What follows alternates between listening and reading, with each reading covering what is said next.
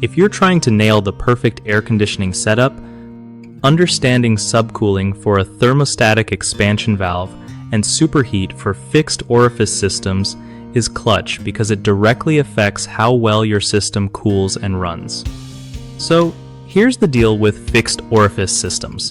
Superheat is your go-to measurement, not subcooling, because subcooling can be all over the place and doesn't give a reliable read on charge. Always check total superheat first. That's the temperature difference between the refrigerant vapor leaving the evaporator and its saturation temperature. If the superheat is too high, it usually means you're low on refrigerant, so you'll want to add a bit more. If it's too low, you might have too much refrigerant or a restriction somewhere.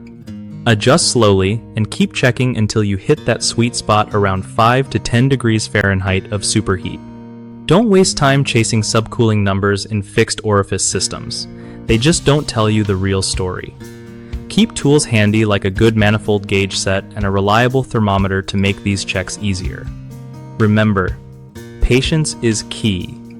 Rushing can mess up your charge and cause bigger problems. One of the biggest mistakes is relying on subcooling to adjust refrigerant charge in a fixed orifice system, which often leads to under or overcharging because subcooling isn't accurate for these setups. The fix? Use total superheat instead to guide your charge adjustments. Another common slip-up is ignoring the impact of airflow problems on superheat readings. If your system's air isn't flowing right, your superheat numbers will be off too. Make sure your air filters are clean and fans are working properly before tweaking refrigerant levels. Lastly, some folks forget that temperature measurements need to be precise. Using outdated or inaccurate thermometers can throw everything off. Upgrade your tools if needed, and double-check your readings before making changes. BigHomeProjects.com helps homeowners connect with trusted local contractors who really know their stuff when it comes to HVAC and other home projects.